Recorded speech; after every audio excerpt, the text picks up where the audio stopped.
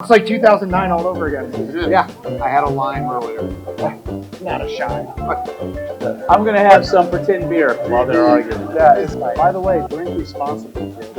Always. Alex, my son, who isn't watching this, guarantee. Okay, everybody, welcome to Marketers Drinking Beer. Woo. Right? Yeah. Everybody excited? Are you excited? Number 2? Yeah.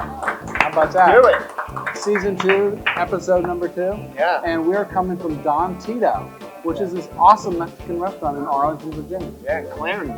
Clarendon. You know, I used to help run a professional bike race that comes right here. Did you really? Criterion. It's a 1K Criterion. These guys go by at like 50 miles an hour. We're at 3165 Wilson. Yeah. They weren't drinking beer though. They weren't. You don't know that though. They were dope. Right. So tonight's episode is brought to you by Don Tito, among other people, and our partner, Ben Messalina.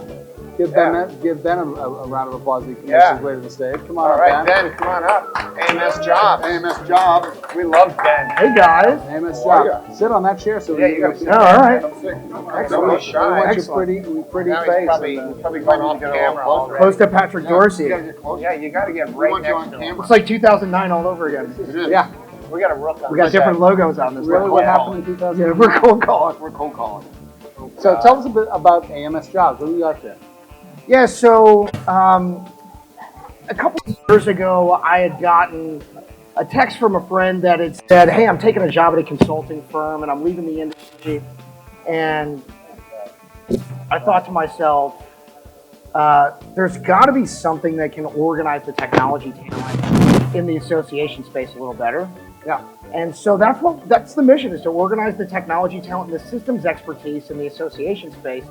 And it's not a job board for everything associations, but we want to allow people to better self-identify the systems talent, the technology talent that they have in the context they have in the association space, as well as the individuals that are, thank you so much. Wow, you're as well just as getting served here. The individuals that are uploading resumes, let's let people know that you have expertise in these specific systems so we can better match up talent with associations, AMS companies, and other technology firms in the space, so that we're not allowing good people and good talent that understand the context of what we do with associations and nonprofits to wander off. We want to keep these people here. So that's the mission behind AMS Jobs. Very good. So when did you start? How long have you been at it? Thank you. We started here in January 2019. After leaving my previous firm, I said, I want to have a little bigger impact on the industry, and this is, something that I think a lot of organizations struggle with. And I happen to be pretty blessed with a fantastic network of people and supporters all over the industry, and I knew that if I tapped into that network the right way, that everybody would kind of have my back and say, look, we believe in this. We're always looking for talent. All the AMS companies I'm looking for, and all my association customers that I do consulting for, we're always looking for the right people. And so I think it's going to be a really fun journey, and it's starting this year, and it's taken off very quickly. So for me as a marketer, the first thing that I want to do is step number 1 is get the right people on the bus. Right. So the rest of it doesn't matter. Right. You can have a great strategy, you can have great analytics, you have great technology, right? But if you don't have the right people, you're screwed, right? Agreed. So we got to work together. Yeah, love that. And this is something that brainchild of yours. You've been working towards this for years. I have, yeah. I've been working on it for a couple of years already, and it's funny. I actually bought the domain, and some people would chuckle at that because you own like 1,000 I domains. I own a couple of domains. I bought the domain after a keynote, an ASAE keynote, like a few years ago, because after getting a text from my friend that left to go work for a big consulting firm in the government space, that was in the space for 12 years. And then something in that keynote made me think, gosh, this is so simple. If we just had a job board specifically for the technology talent, no one owned it. I bought it. And for the last couple of years, I've been kind of curating a little content on there and building it out with help of actually a friend of mine whose company got bought by a firm named Knucklepuck. Actually, Knucklepuck's CEO is out here hanging out with us today. He's not paying attention because he's drinking, but that's okay. I don't blame Fair him. enough. Really. But yeah, it's been something I've been working on for a couple of years. That's awesome. Hey, Yeah. man, cheers. Yeah. So What is this we drinking? Doesn't look like beer. It's just tequila. Okay, that's great. Marketers drink You beer. know, Patrick, and a pattern has emerged over the various shows that we've done that one of us drinks more than the other two. apparently so. I'm in the middle at the kids' table. Well, There we Dave go. said we're at Don Tito, so if tequila materializes, Yeah. and I'm going to hold him to It that. So happens. well done, sir. Yeah, thank you. Speaking of domains, I Yeah. was talking to our friend Tom Lehman, who used to be one of the co-hosts in the show, and I said, he's collected all these. Ben's collected all these domains, but he doesn't want to sell them. He can't sell them. He said he shouldn't sell them. He should lease them. What a good idea. Have you thought of leasing them? You know, I had thought about it. There's actually a couple of groups in the association space that had reached out to me and said, we're interested in buying your domains, and I have trouble letting go of some of those things. But it's an idea to You can have your cake and eat explore. it too. Yeah, maybe Are you a hoarder? a little bit. Yeah. Your house must be interesting. Well, it's like real estate. I own a lot of .coms. I own some .orgs. But yeah, I own, over 1,200 domain names. And, it went from a fun thing to learning about it, and then to a hobby, and then into a full-blown habit. Yeah. So I've sat next to you at industry events where somebody has said something, you turn and go, how do you think they spell that? How do you think? yeah, right. I go to my domain GoDaddy. finder real fast, and yeah. So anyway, that's an idea for you. I appreciate it. Well, it's fun too because the umbrella company that I've had since 2011. It's called Association Wire, and under that I've got AMS Jobs and AMS Geek, and those three brands alone, I'm really proud of the real estate that I've locked down on those, and they resonate really well with customers on what I think it is we want to do with those.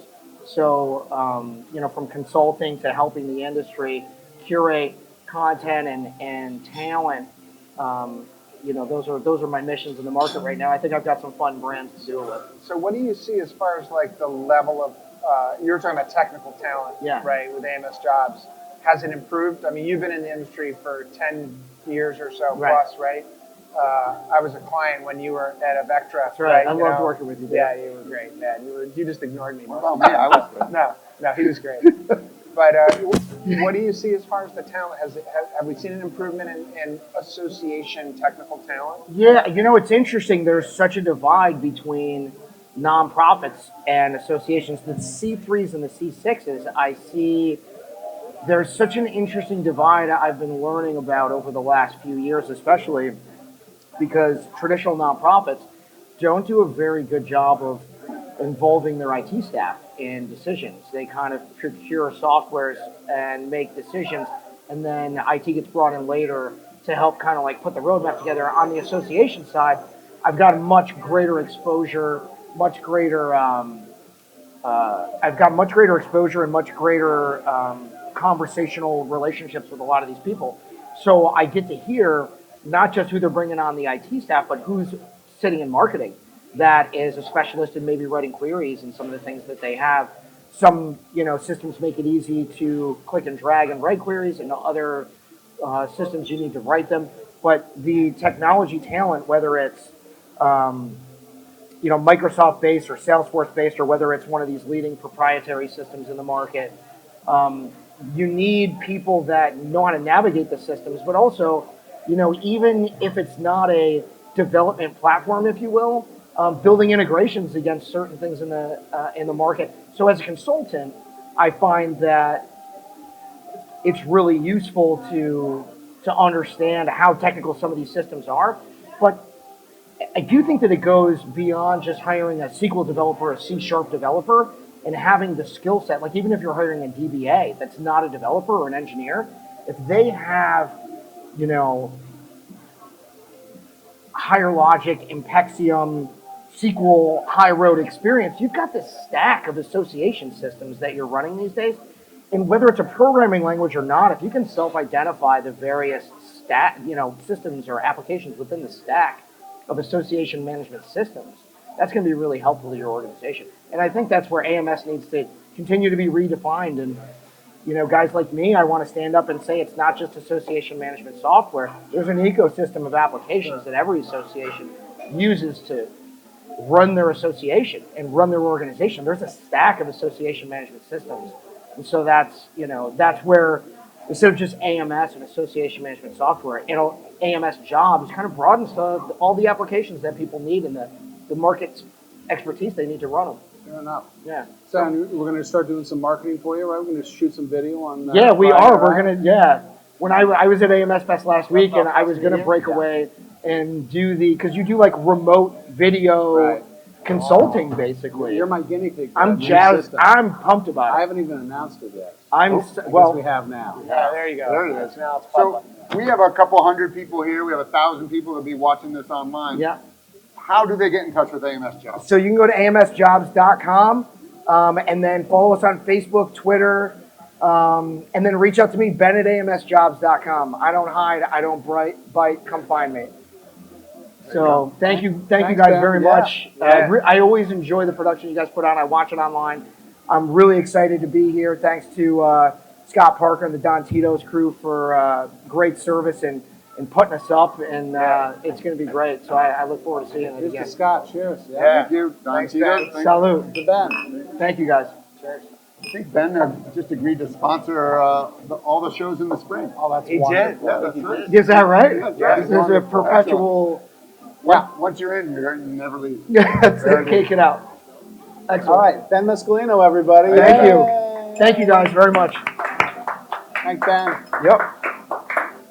All right, let's talk about our beer. Now, in the spirit of Don Tito, I got myself a Mexican beer. That's kind of not my thing. You yeah. have more spirit than the rest of Yeah, us. I drink Mexican beers in the summer, definitely. yeah. I got a Lagers. Dos Equis. What are I'm you drinking drinking? a Modelo Negra. What are you In drinking? the spirit of summer, I went for the Samuel Adams seasonal summer ale.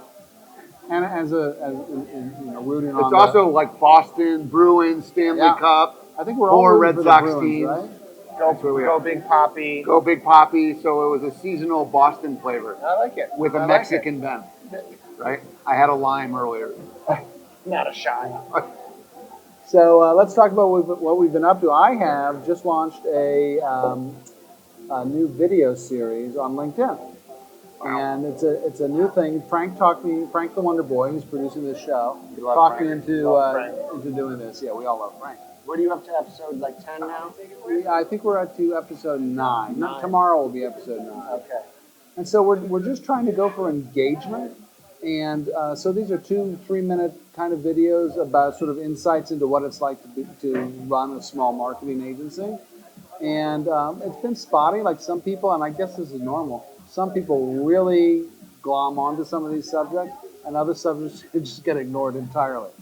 So I did one yesterday about sort of bad marketing practices and habits that I try to kick, but I can't kick. One of them is, like I have this nasty tendency to want to hide things behind firewalls, which is so 1987 or so, 1994.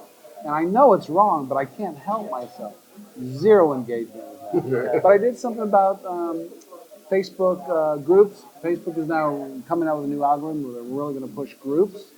And that people went crazy over that. Lots of engagement, lots of people talking about it. So I was kind of not a believer. Frank talked me into it. It's been pretty good. So we've got 9 now. I think we've got another 6 in the can. Wow. And so we'll just keep doing it. They're easy to shoot. And Are they all on your website? not yet. We're just doing LinkedIn right now. Okay. It's sounds been good. dripping them out on LinkedIn. It's been Okay. great. I 2 a enjoy week. watching them. And I'm getting emails too, because you've been doing a lot of automation. So. Yeah, exactly. So yeah, it's been pretty good stuff. So, how about you, Patrick? Well, you just came back from. I just came ASAE. back. Well, last week was a busy week. I started the week in Chicago, and then I came back, cut my trip short to attend the annual, or ASAE's annual membership and marketing conference. How was it? It was, it was a nice, I think a reversal of a trend. I felt the show was shrinking and losing a little bit of its relevance from a topic and just importance. But I thought they pivoted this year, did a really nice job of from a content standpoint. I'll talk a little bit more later. Dave had a session there, so we can reference that. But they really upped the game. The committee that chooses the content and the sessions, I thought really did a nice job of capturing what was very topical, what people wanted to learn about from the show, and they kind of reversed that trend. So I thought the vibe was really good. In past years, it had been a little flat. Maybe it was the time of the year, but they really turned the corner. And to ASAE's credit, they had asked for a lot of feedback about what we can do I think the one thing I might recommend if they ask my opinion, it's still, I think, a show that is inappropriately put in the DC Convention Center. So the footprint is huge, right? And as an exhibitor, Impexium, full disclosure, was exhibiting at the show. You know, we came down this elevator and we had like a little stamp in this large, you know, thing. And then everything else was concrete. There was more concrete than like the cheap carpet, right? And it was a bad visual, right? And that's not, we're all talking about engagement and community, and they missed it on that point. But it's great that it's in DC. It's a very central location, so you probably have to trade off. I get it.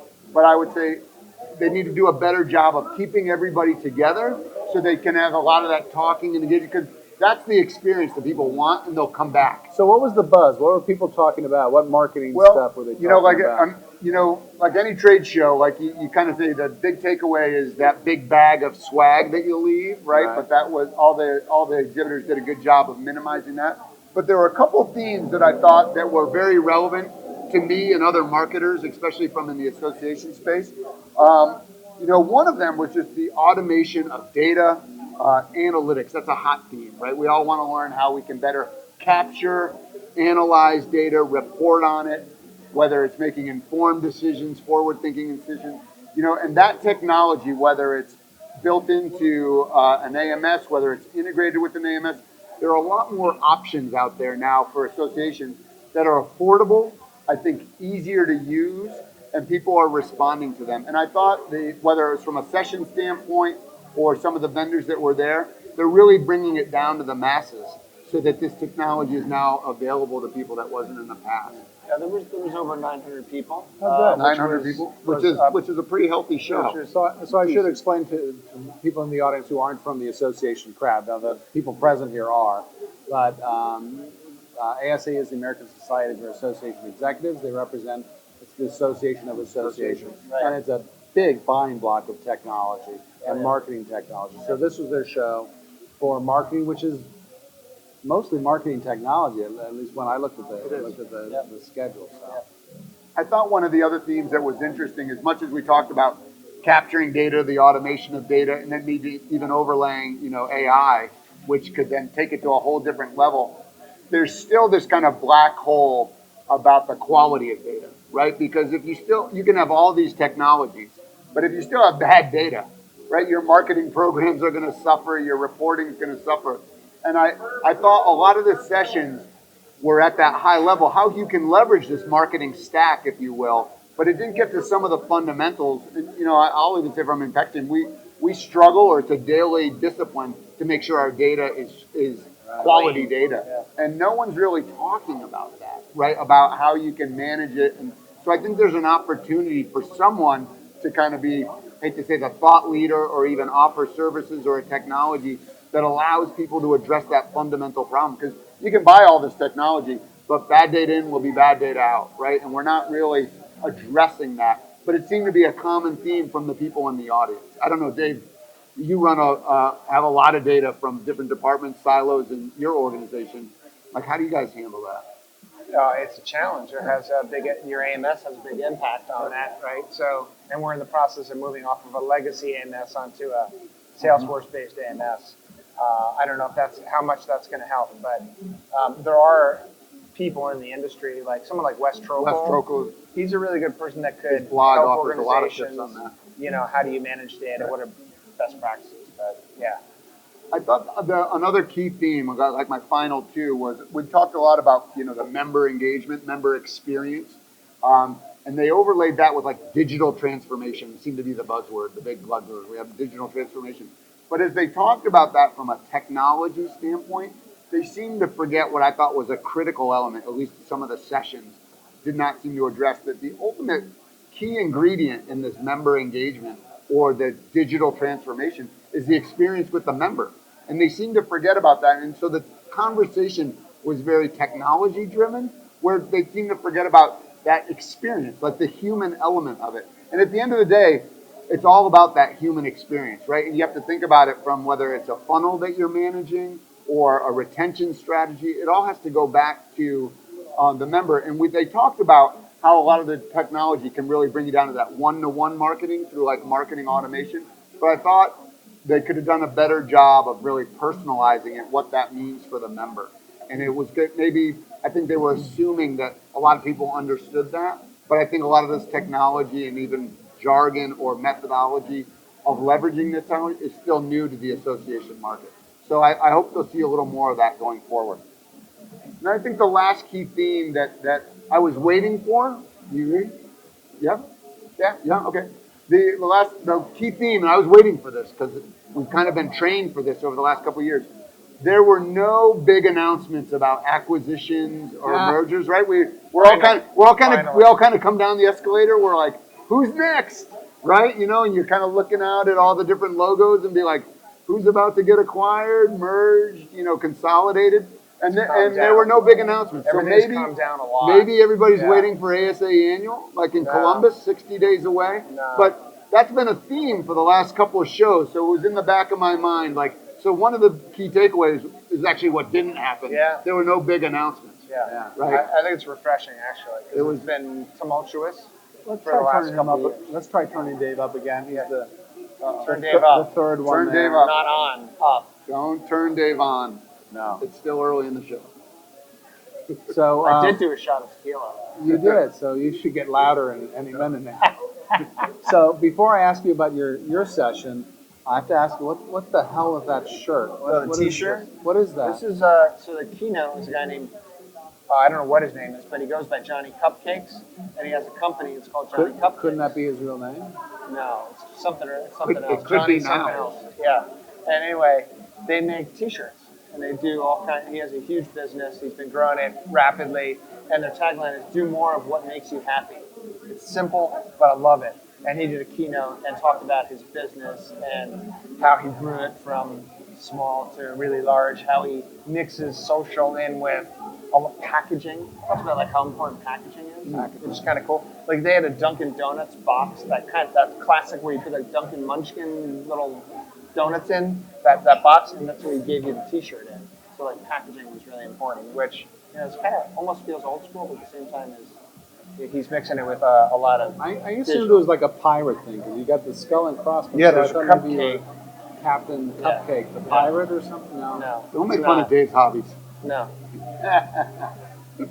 All right. It was a good opening session though, Yeah, like for it's 9 great. o'clock in the morning, very high energy. Yeah. And a little like at first you're like, is this going to be a value? But he did a good job presenting. He did a good job packaging himself. That all of a sudden I felt myself being drawn into it. Yeah.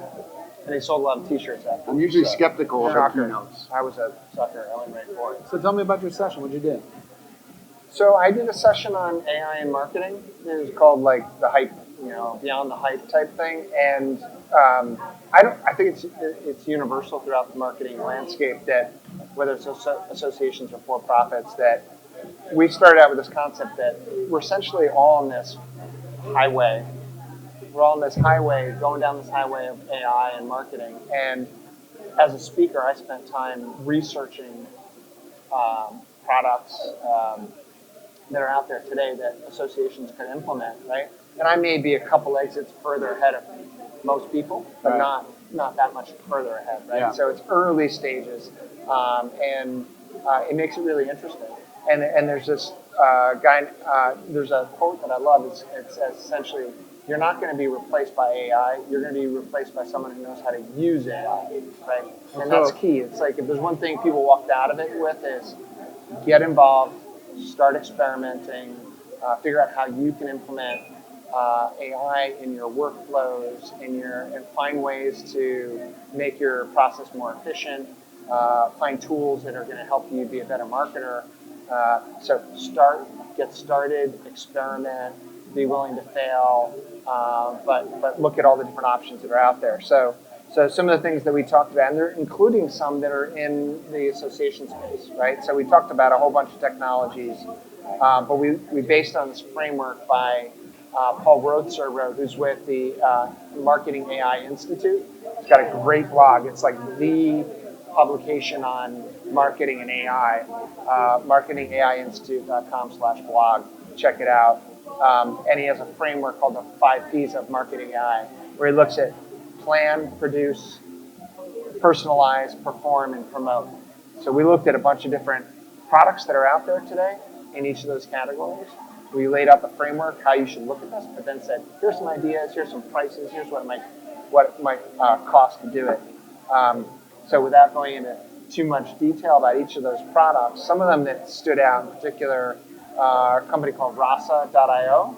Rasa creates an AI-powered, auto-curated e-newsletter for organizations, whether they're associations or whether they're for-profits, and it allows you to get RSS feeds from a bunch of different sources, including your CRM, including your learning management system, including your content management system. You can pull all this data and articles in, and then have the AI determine a newsletter, and then it sends it out, right, to your list of people.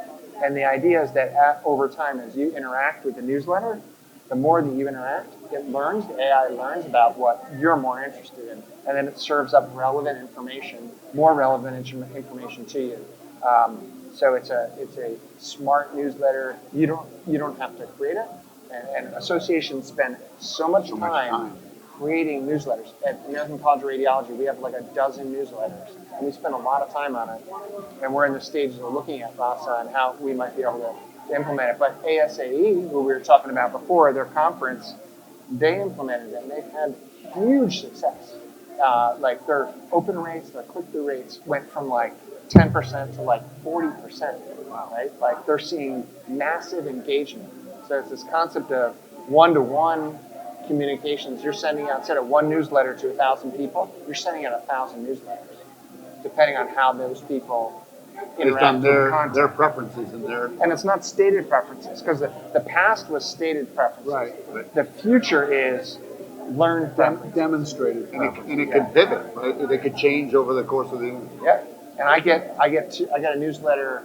I have what I think I called it Dave's Digital Market. Did you? I'm on it. Dave's Digital Marketing Daily newsletter, which Rasa does like free for me. And I gave him a bunch of sources of my favorite blogs.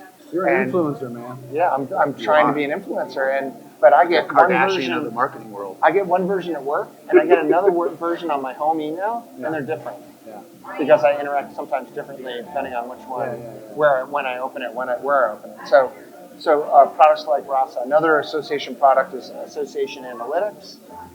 It's a newer company, a couple years in. Association Analytics is using predictive modeling around your data. When you're pulling all this data into one place and you're trying to visualize and analyze your data, it's using AI to help do predictive analytics, which is for associations. We were talking about the difficulty of data before, but if you can pull it all into one place, visualize data, then use AI to help you find inferences about things humans would never think of.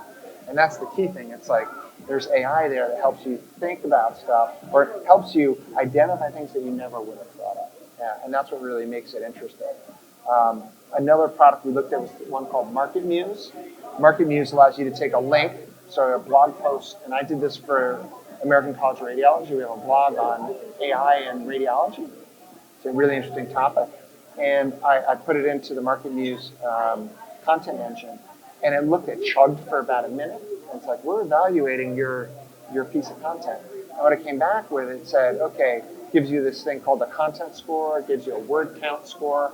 And on the word count, it said this blog post was like 800 words, right? And compared to, and it goes out and looks throughout on those keywords that are in the blog post, it looks all these other content that's been developed by other organizations, for-profit and not-for-profit. And for-profits can be major headaches for associations like us. And it said, essentially, you had an 800-word blog post. The one that scored the most and getting the most likes and the most interaction had 2,500 words, right? And we've heard this for a while, that the Google algorithm looks at your content that you create.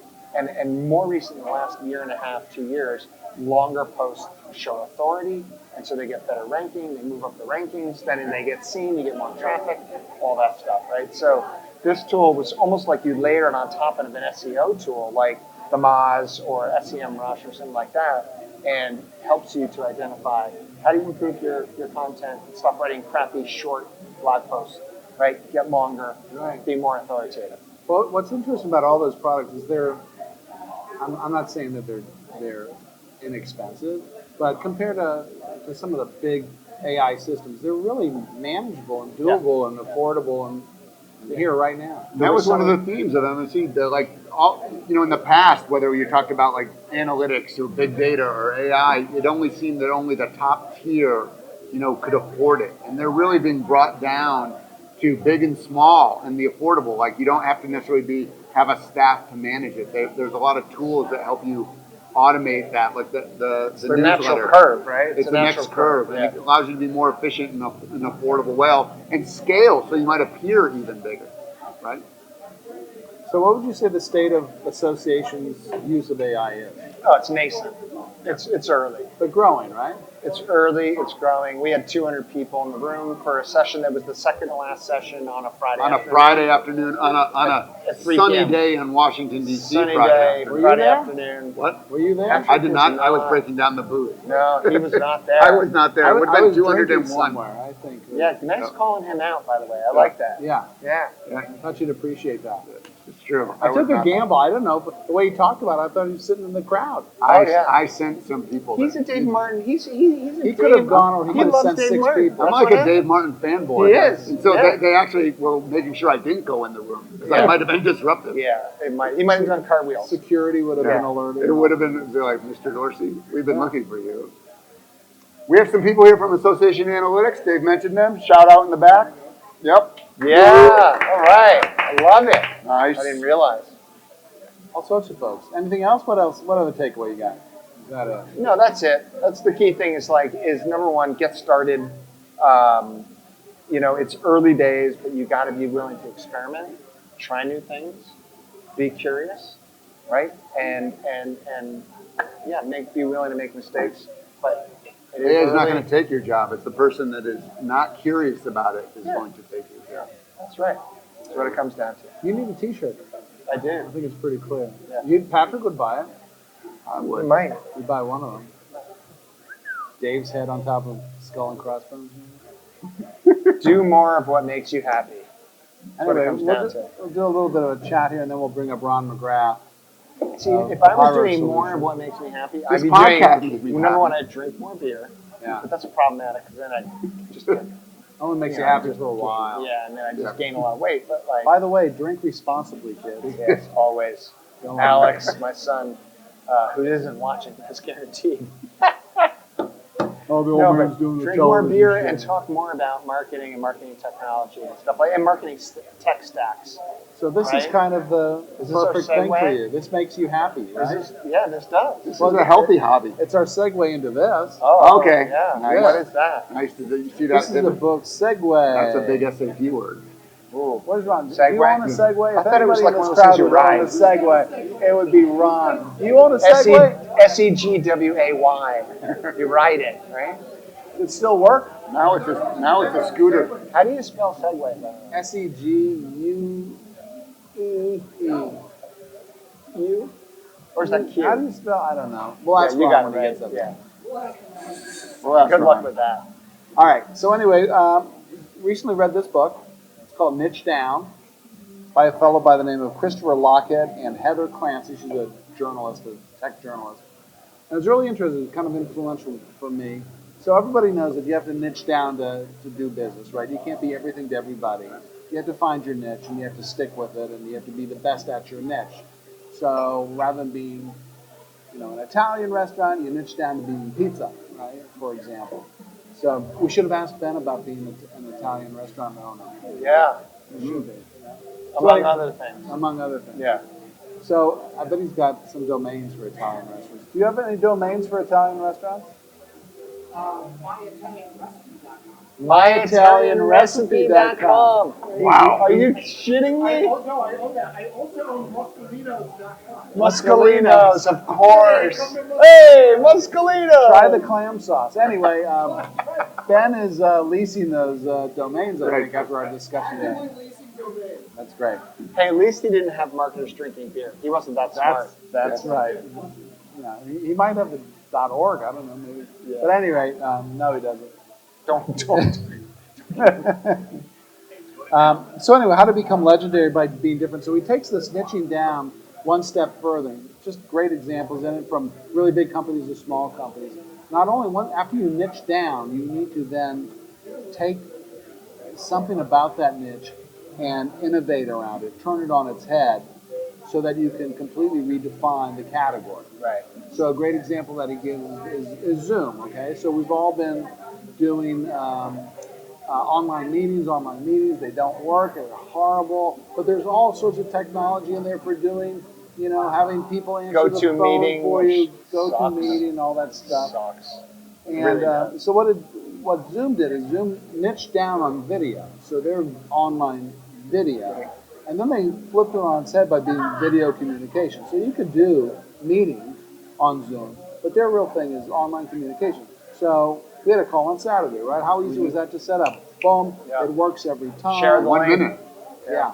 So being able to innovate around that and to really disrupt that, turn it on its head, and own your own category. Some people own their own category. Like the one example that he gives in the book is a pizza delivery, a pizza place that there are a bunch of pizza places in town. They're the ones who deliver, so they innovated around that. So it's probably not something that you want to name. Now Zoom is at a higher level. They want to spend the money. They name it. They name it video communications. And so that's the first step into really getting out there. And his point is, you don't have to be a Zoom. You don't have to, be the biggest and the best in that category. But just defining that category brings huge benefits because now everyone's following you. So anyway, I thought it was a really, really interesting book, and we're maybe thinking about doing some innovation around that. Have you guys ever thought of?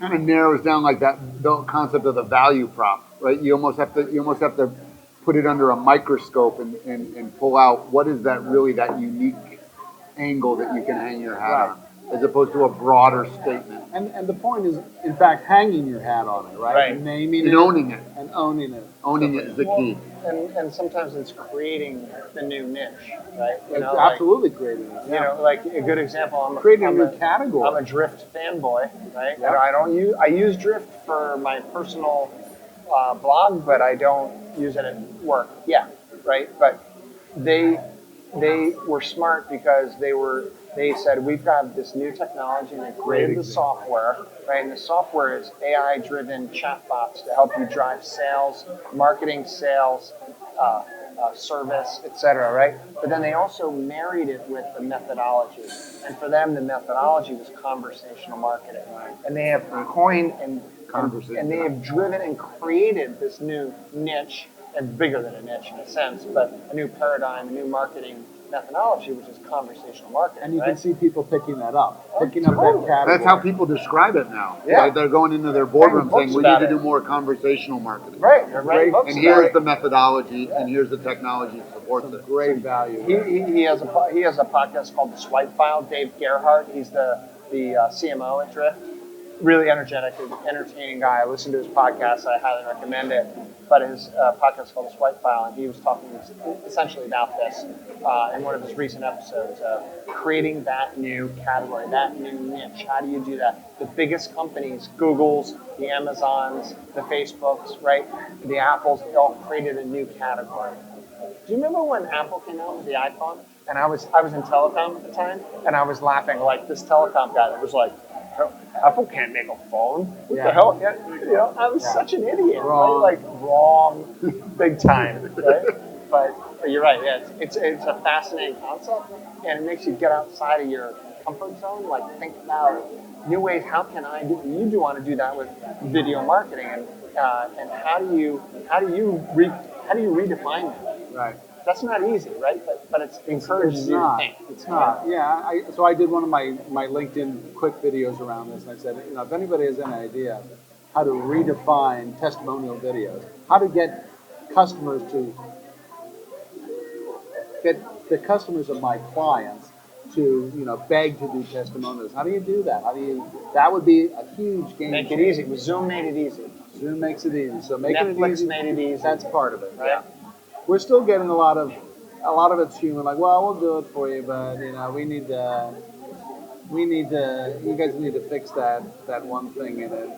The last upgrade didn't go well. That's right. Anyway, lots of fun. Take a look at it. Niche Down by Christopher Lochhead and Heather Clancy.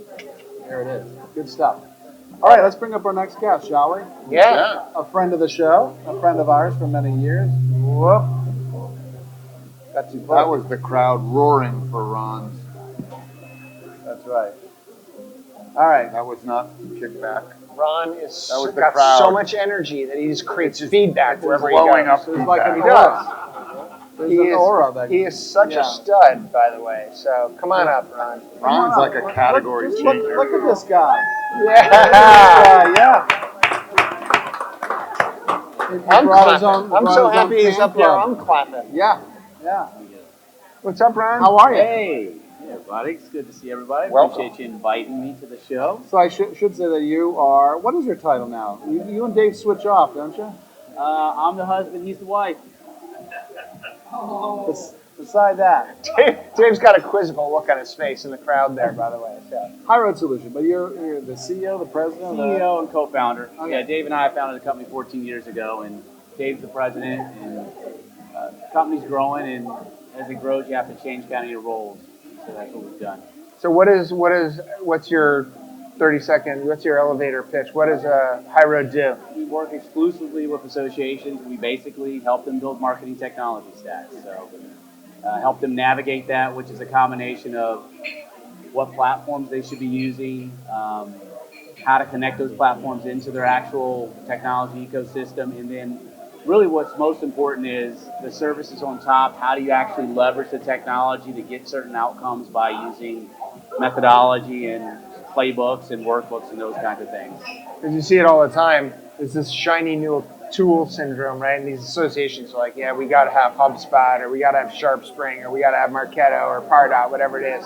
And then they get it and they use it as an expensive email tool, right? Exactly. And they start sending a lot of emails out because that's what associations, that's what we do, right? Exactly. We send out 12 million emails a year, by the way. ACR does. What? 1 million per month.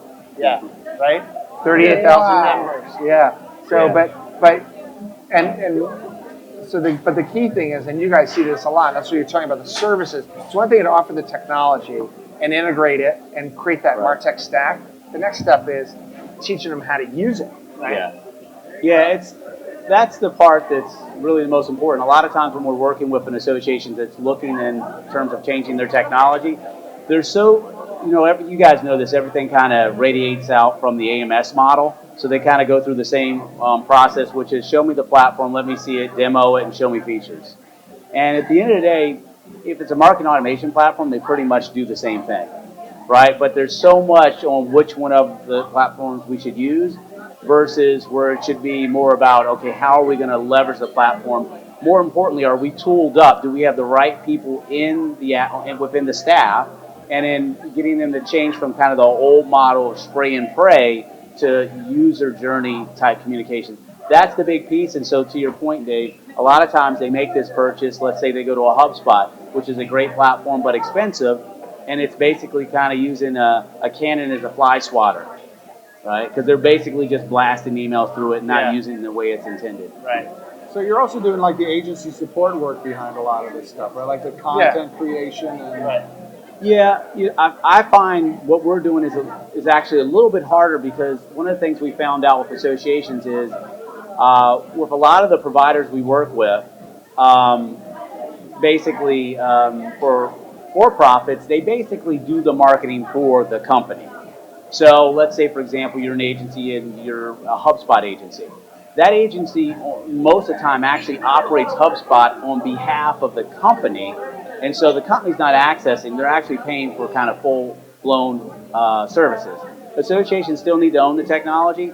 So what we do, I feel is a little bit challenging because I wish it was like, okay, just do my marketing, but no, it's like, no, teach me how to do it, right? So we help implement it, we help connect it, and then we have to actually help them with, okay, how do you adopt the product, and how do you kind of change the way that you're currently communicating with your members into a whole nother approach, and that's the hard part. I think part of that, what's interesting about it is that versus for-profits, associations have members. Right. Members lots of times are members for life, for 10, 20, 30 years. And so that relationship that the organization has with their end customer is much deeper and much stronger than the typical for-profit relationship with a customer, depending on what they're selling, right? So the staff's going to be much more reluctant to give up that. Yeah. Say, hey, you guys go do it for me, teach me, help me do it, right? Right. And they need that, and it's interesting you make that point because a lot of time in associations MarTech stack, we recommend 2 solutions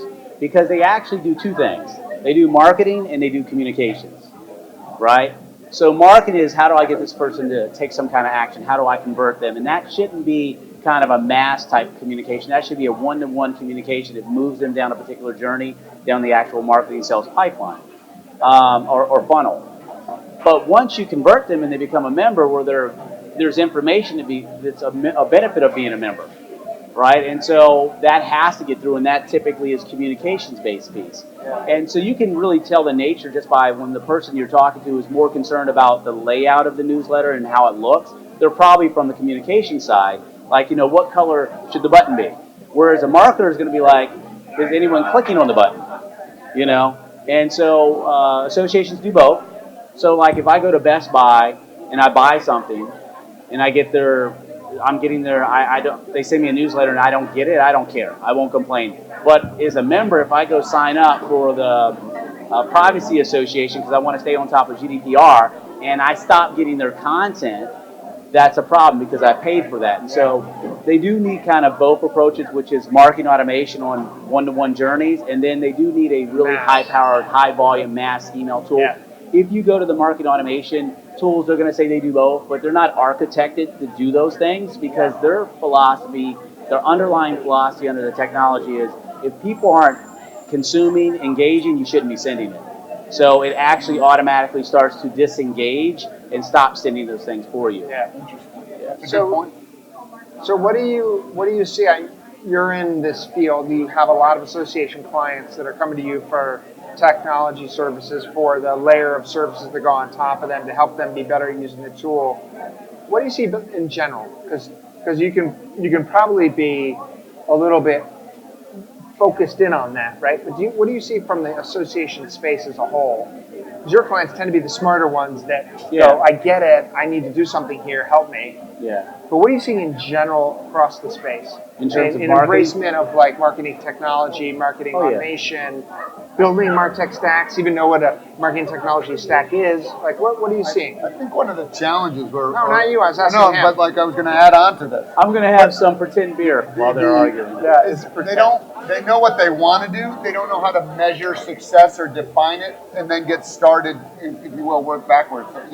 It's similar with an AMS, like that you mentioned. Like they have this great technology, but when we try to say, how do you quantify that success, whether it's through KPIs or something, they don't necessarily know what they're measuring with that success. It's like, more people read the email, or we sent more emails, but that's not necessarily the KPI that they're trying to achieve. Yeah. And so they have trouble, and this is where I think like an agency like yourself or the services that you can provide is help them define, even if it's baby steps, phase 1, 2, or 3, what are the metrics of success that we can then go back to our management or our board or even our members and say, here's what we're doing for you, and then keep raising it from that standpoint. Yeah, you're absolutely right, because and it's in their best interest, right? Because they do need to set that up on the front end, because again, they're accountable to someone, and so the key thing is starting with defining what success is, right? And then as a vendor, if you're working with them, that's really important too, because if it's ambiguous and fluid, then you might have a situation where you just can't make that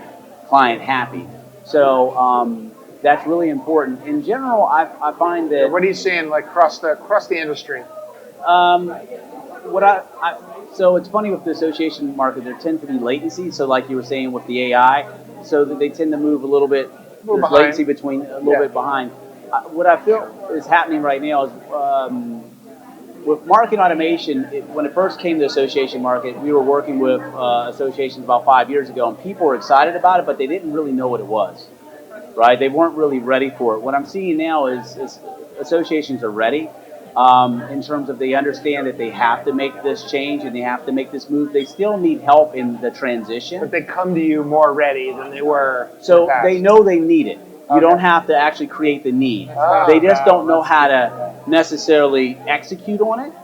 Right? Which is where you can make a lot of money too.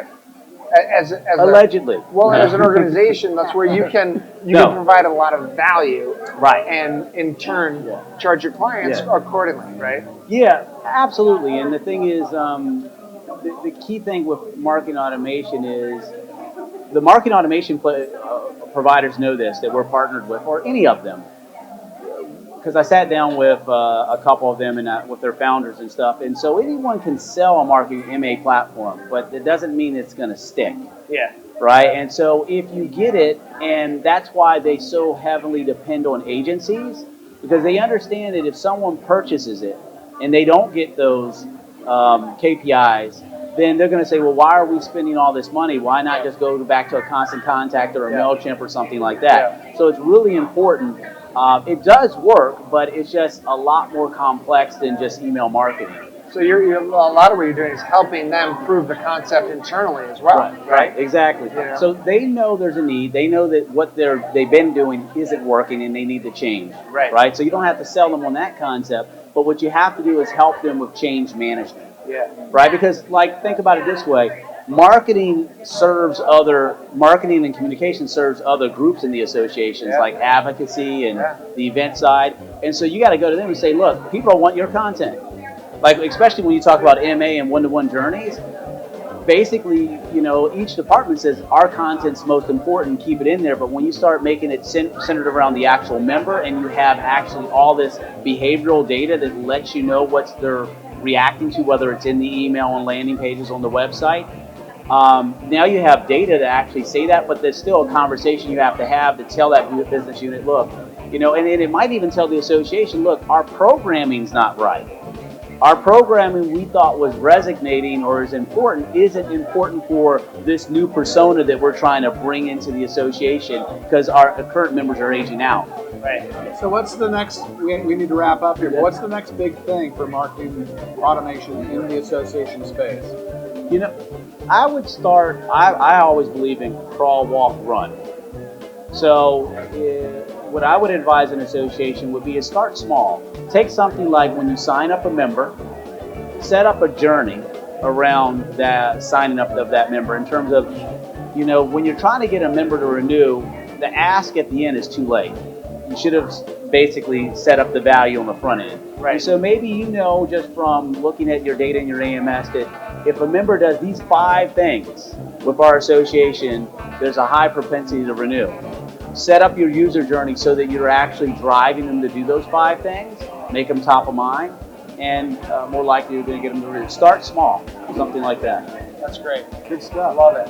Well, thanks for joining us, man. Thank you. Thanks, Appreciate it. Ron. Love seeing you, man. I'm going to toast to my Cheers. Yeti. There you Cheers. go. Oh, yeah. Ron's drinking root beer. He is drinking beer, but it's root beer. That's beer, right? Beer. Put my lime in there. All right, everybody. Thanks for tuning into this episode of Marketers Drinking Beer. We'll be back in another couple of weeks with another new episode. Till then, see you later. Bye-bye. Peace out.